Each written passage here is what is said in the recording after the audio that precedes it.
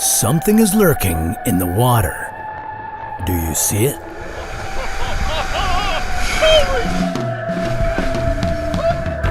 Close calls like this happen with whales more often than you might expect.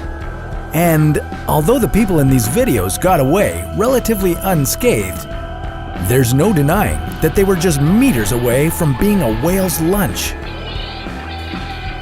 But what would happen if they hadn't been so lucky? Could a human body survive being swallowed by a whale? Has it ever happened before? This is What If, and here's what would happen if you were swallowed by a whale. If you've never seen a whale up close, it's hard to comprehend just how monstrous they can really be. To put it in perspective, the blue whale is the largest animal on the planet. Its tongue alone weighs as much as an elephant, and it can fit anywhere between 400 and 500 people in its mouth. But we wouldn't have to worry about one of these guys swallowing us anytime soon, because their anatomy makes it nearly impossible. Instead, we should be more concerned with their smaller cousins, sperm whales. In 1891, reports emerged that a man had been swallowed by one of these whales. And although he lived to tell the tale, he would never be the same again. According to the story, James Bartley was swallowed when a whale attacked his ship, and he wasn't retrieved until the following day. When the crew found and killed the whale, they quickly brought it on board their ship and cut it open, revealing an unconscious but very alive James Bartley. His face and arms were bleached white, and he was blind, all thanks to the stomach acids of the whale. However, as the years went by, people started poking holes in this story and questioned whether James had really been swallowed by a whale. I mean, wouldn't the stomach acids do more damage than just bleaching his skin?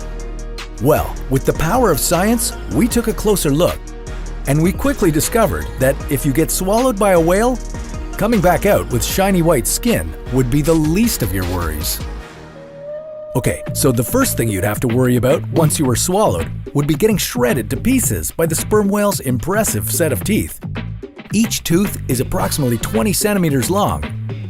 That's about the length of an average chef knife, and whales have anywhere from 40 to 50 of these. Let's say you're lucky enough to make it past all of them. Next, you'd begin your descent down the throat. Not only would it be dark and slimy down here, but you'd also find it hard to breathe due to the lack of oxygen and an increase in methane gas. As the whale's throat muscles constricted in and out to help force you down, you'd also start to feel hydrochloric acid beginning to eat away at your skin. I know what you're thinking.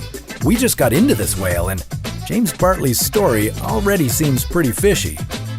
Well, you're not wrong, but what would be the fun in stopping now?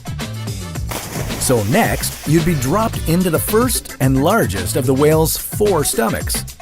You'd probably be in there for a while, but on the bright side, you might have some light in the form of a bioluminescent squid or two being noshed on after your arrival. Sperm whales love neon flying squid. You'd better enjoy this brief light show because after this, you'd just be tossed from one stomach to the next, with the acids breaking down almost all of your body until you're just a bunch of bones being unceremoniously ejected from the whale's anus. So yeah, it's pretty safe to say that there's no way you could be swallowed whole by a whale and live to tell the tale. Sorry, James, you may have been able to fool people in the 1890s, but we're on to you now. As vast as they are and as monstrous as they might seem to us, whales actually have no interest in eating humans. And if they could talk, they would probably make a point of telling us that.